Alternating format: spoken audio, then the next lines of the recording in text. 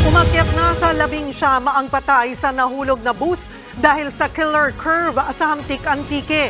Lumutang naman ngayon ang kuha sa CCTV na magpapakita ng paghinto ng bus na tila nasiraan bago ang disgrasya. Nasa frontline ng balitang yan, si Elaine Fulgencio.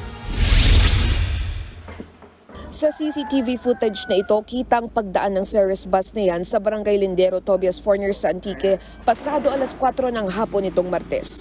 Pero biglang huminto ang Ceres bus.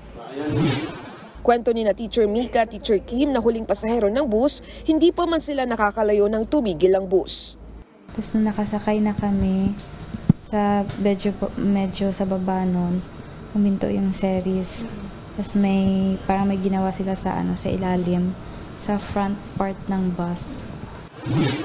Paghinto ng bus, lumapit sa bus driver ang isang rider at tila may inabot na gamit. Saka bumaba ang bus driver sabay yuko sa ilalim ng bus na para bang may inaayos, habang ang rider at konduktor ng bus nakaabang sa likod niya. Makalipas ang ilang minuto, lumipat ang driver sa kabilang gilid ng bus at tinignan din ang ilalim nito. Sa kanilang pinihitpit ang gulong ng bus, halos 5 minutong inabot bago nakalarga ulit ang bus. Ang lugar na yan, ilang metro lang ang layo sa barangay Igbukagay sa bayan ng Hamtik kung saan nahulog sa bangin ng naturang bus. Ayon sa Hamtik PNP, tugma ang CCTV footage sa testimonya ng mga survivor ng trahedya.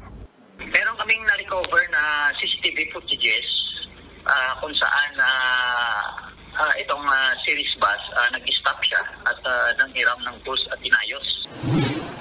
Na-recover na rin ang dashcam footage ng nahulog na bus pero hawak pa raw ito ng bus company na Voliocar Transit. Dito po sa atin yung dashcam, nasa kustodiyan na po ng Voliocar, ng series bus operator, yung office nila. Request na po tayo na custody po natin yung para po sa ongoing investigation natin. Nananawagan na rin ang Antique Provincial Government ng masinsinang investigasyon kung dahil nga ba sa kalsada ang trahedya o dahil nawalan ng preno ang bus. Sa ngayon, umakyat na sa 11 patay sa disgrasya. Sabi naman ng bus company, inihahanda na nilang mga kaukulang dokumentong kailangan ng LTFRB para sa ipinataw na preventive suspension. Nagbabalita mula sa Frontline, Elaine Fulgencio, News 5. Mga kapatid, Cheryl Cosim po. Iba na ang may alam at may pakialam sa panahon ngayon. Para sa tuloy-tuloy na balitaan sa Frontline, mag-follow at mag-subscribe sa social media pages ng News 5.